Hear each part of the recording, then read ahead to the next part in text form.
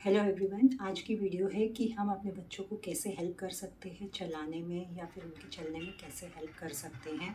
बच्चे जब 7 to 8 months के हो जाते हैं तो वो चलना शुरू कर देते हैं। किसी भी ऑब्जेक्ट को पकड़ के, सोफ़े के सहारे, बेड के सहारे वो चलना शुरू कर देते हैं। कभी कभी दीवार को पकड़ के चलना शुरू कर देते हैं।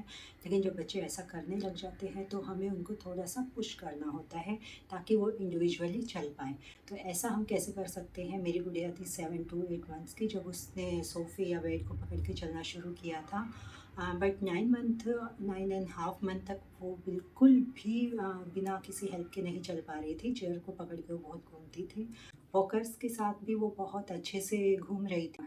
मैंने उसको कैसे हेल्प की चलने में, तो ये वीडियो उसी के बारे में है। मैं आपको दिखाना चाहूँगी। आप भी अपने बच्चे को हेल्प कर सकते हैं। क्या होता है, बच्चे डर की वजह से नहीं चल पाते हैं या गिर जाते हैं, या उनके जो घुटनों में है या पैरों में है जो बैलेंस नहीं आ पाता है, होल्ड करके वो अच्छे से खड़े नहीं हो पाते हैं। उसी के लिए ये वीडियो है।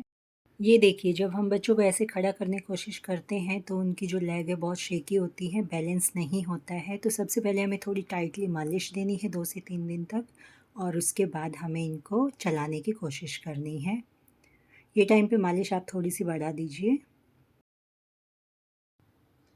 अब उनको धीरे से दीवार के पास खड़ा करना है और घुटनों को टाइटली होल्ड करना है। जब वो एक बैलेंस बना ले या खड़े हो जाए या उनका ध्यान भटक जाए, तब उनके जो पैरों पे इस तरह से टैप करना है। टैप करने से क्या होगा, उनको समझ आएगा कि हमें पैरों के पंजों पे भी प्रेशर बनाना है, क्योंकि बच्चों को नहीं पता हमें पंजों पे प्रेशर दे के खड़ा होना है। और दीवार के सहारे खड़े होने से क्या होगा, एक बैलेंस को मेंटेन करने में उनको हेल्प मिलेगी।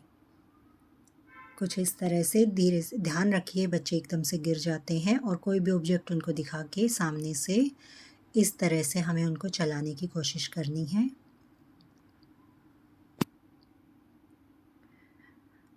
बच्चों की स्पीड बहुत ज़्यादा रहती है और उनको क्या लगता है, एक कदम उठाने की बजाय वो पूरा एकदम से आगे बढ़ने की कोशिश करते हैं। तो उनके हाथ में कोई भी ऑब्जेक्ट दीजिए या फिर कोई भी उनका फेवरेट जो टॉयज़ रहता है वो उनके हाथ में दीजिए, ताकि उसका ध्यान उस पे भी रहे और पैरों पे भी बैलेंस बना पाए। ऐसा करते हुए 1 वीक के अंदर बच्चे मोस्टली चलना शुरू कर देते हैं। इसने 1 वीक में ही चलना शुरू कर दिया था। तो ये हमें थोड़े से एफ़र्ट्स होते हैं जो लगाने होते हैं, बाकी उससे ज़्यादा कुछ नहीं।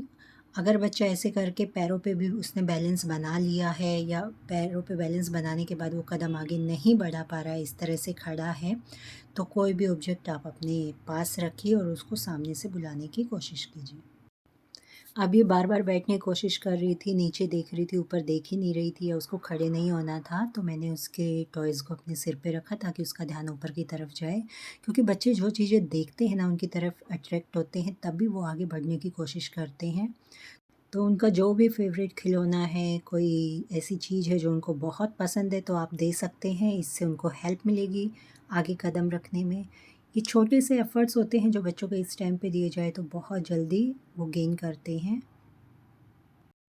और इस तरह से जब हम इनको खड़ा करते हैं, इनके पैरों के बीच का गैप ध्यान रखिए। अगर पैर बिल्कुल मिले रहेंगे तो ये खड़े नहीं हो पाएँगे। थोड़ा-सा बैलेंस बनाने के लिए पैरों के बीच का गैप थोड़ा ज़्यादा रखिए। और पीछे दीवार होनी चाहिए। दीवार के सहारे जब हम इनको चलाने की कोशिश करते हैं तो बहुत जल्दी चलते हैं।